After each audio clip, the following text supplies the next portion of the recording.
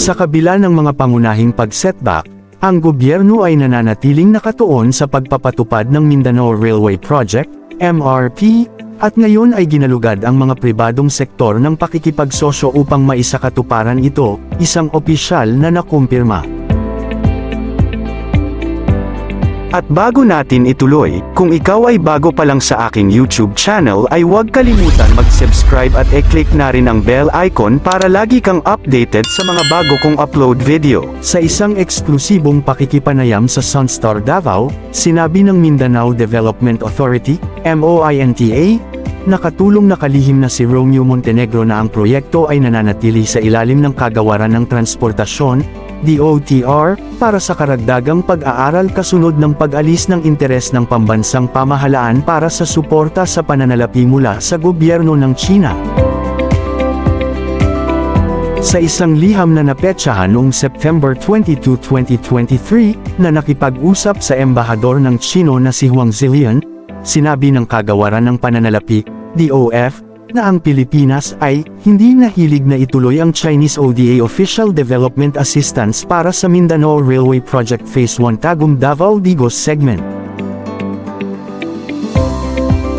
Sinabi ni Montenegro na ang pag-unlad na ito ay nag-aalok ng DOTR ng isang pagkakataon upang muling bisitahin at posibleng muling idisenyo ang proyekto. Ang orihinal na disenyo na naaprubahan ng DOTR ay isang solong track, sistema ng riles ng diesel, salungat sa rekomendasyon ng MESTA ng isang dual track, electrified design.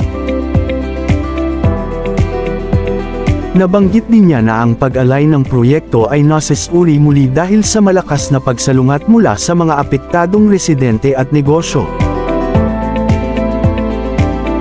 Ang pag-aaral ay kailangang makumpleto muna, pagkatapos ay maaaring magpasya ang DOTR kung magpapatuloy sa isang pautang sa gobyerno, tulad ng nakaraang plano, o buksan ito hanggang sa pribadong sektor sa pamamagitan ng isang unsolicited proposal, paliwanag niya.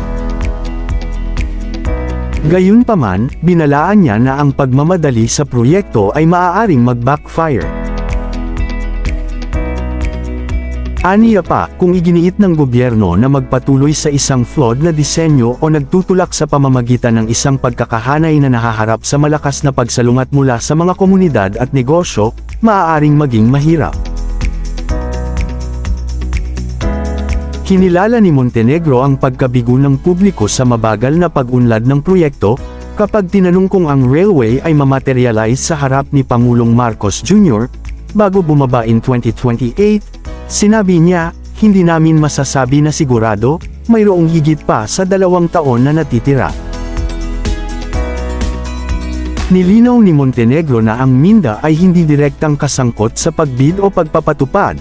Sa halip, ang ahensya ay naglulunsad para sa proyekto at nagtatrabaho upang mapanatili ito sa pambansang agenda. Habang ang DOTR ay hindi pa naglalabas ng mga na-update na mga plano at mga takdang oras, sinabi ni Montenegro na ang gobyerno ay aktibong naghahanap ng mga potensyal na mamumuhunan. Ipinahayag niya na mayroong malakas na interes sa dayuhan sa pagpopondo ng Mindanao Railway. Orihinal na, ang proyekto ay pondohan sa pamamagitan ng isang pautang mula sa China. Ngayon, isinasaalang-alang ng gobyerno ang isang modelo ng Public-Private Partnership (PPP). Aniya, tinitingnan ang hindi pagkuha ng mga pautang dahil maraming mga namumuhunan ang nagpapahayag ng interes, sabi ni Montenegro, kahit na hindi niya pinangalanan ang mga tukoy na bansa o kumpanya.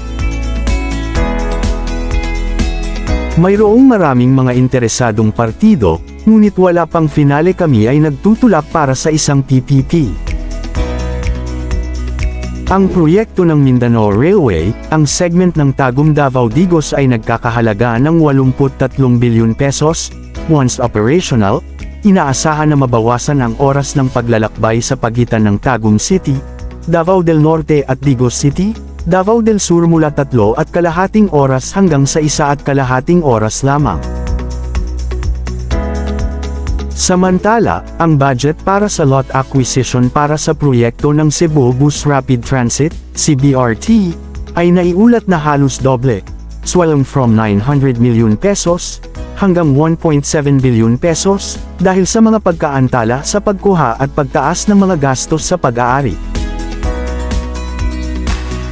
Ang natigil na pagkuha ng lupa ay nag-udyok sa gobyerno ng lungsod na isaalang-alang ang paggasta, isang proseso kung saan ang isang gobyerno ay kumukuha ng pribadong pag-aari para magamit sa publiko upang ma-secure ang kinakailangang kalsada sa daan, RRO, sinabi ni Mayor Nestor Archival noong Miyerkules 16 ng Hulyo taong 2025. Samantala, ang Cebu Cable Car Project ay kasalukuyang nasa mga yugto ng pagpaplano, kasama ang kagawaran ng transportasyon, DOTR, na paggalugad ng mga pagpipilian para sa isang sistema ng cable car upang makadagdag sa umiiral na pampublikong network ng bus. Habang wala pang mga tiyak na detalye tungkol sa pagpapatupad o nakaplanong mga ruta, ang proyekto ay naisip na potensyal na mayunay ang mga katangian ng umong na kalsada sa Highlands ng Cebu IT Park sa Barangay Busan. Pinag-aaralan din ng DOTR ang posibilidad na magtatag ng isang sistema ng cable car sa Metro Manila, na may pagtuon sa paghahanap ng mga pribadong mamumuhunan para sa iba't ibang mga proyekto ng mass transit, kabilang ang isang monorail ng Cebu. Ang sistema ng cable car ay naisip bilang isang paraan upang mapahusay ang umiiral na pampublikong network ng transportasyon, na potensyal na mabawasan ang kasikipan ng trapiko. Naghahanap ang DOTR para sa mga kasosyo sa pribadong sektor upang matulungan ng pondo at ipatupad ang mga mass transit projects na ito, kabilang ang sistema ng cable car. Habang ang isang tukoy na timeline ay hindi pa magagamit, ipinahiwatig ng DOTR na ang unang sistema ng cable car ng Pilipinas ay maaaring mapapatakbo ng 2028, ayon sa isang artikulo sa InfraTPP.